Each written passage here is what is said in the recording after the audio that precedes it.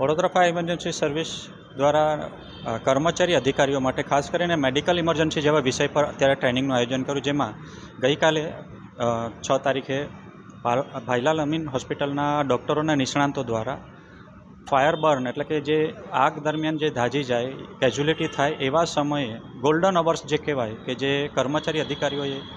એ જે દાઝેલા પેશન્ટ છે યા કેઝ્યુલિટી છે એમને કઈ રીતે બચાવી લેવું, કેટલા હોસ્પિટલ પહોંચતા પહેલાં શું ફર્સ્ટ એડ સારવાર કરવી, કઈ બાબતોની કાળજી રાખવી, ધ્યાન રાખવું, જેમાં બર્ન 9 રૂલ જે છે એ બાબત એવા વિષય પર ટ્રેનિંગ આપવામાં આવી ઊંડાણપૂર્વક. આજે જે છે પારોલ યુનિવર્સિટીના ડૉક્ટરોના નિષ્ણાંતો દ્વારા જે ફર્સ્ટ એડ જેમાં કહેવાય સ્ટ્રોક, શોક્સ અને કોઈ BP, high BP, low BP, heart attack જેવા વિષયોમાં જે ગોલ્ડન અવર્સ જે હોય યા એક્સિડન્ટ કોલમાં ફ્રેક્ચર વગેરે જે થાય યા કોઈ વધારે પડતું બ્લડ ઇન્જરી થઈ હોય એવા સમયે ગોલ્ડન અવર્સની અંદર કર્મચારી અધિકારીઓએ હોસ્પિટલ ડૉક્ટરો સુધી પેશન્ટ પહોંચે યા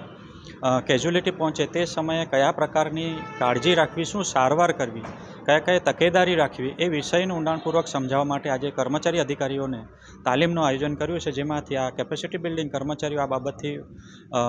ટ્રેનિંગ તાલીમબદ્ધ થશે તો જાહેર જનતાની જે સેવાઓમાં એમની અંદર આ જે ગુણવત્તાઓ વધશે અને જે પણ આવા કામગીરી દરમિયાન જે કેઝ્યુલિટી હશે એમને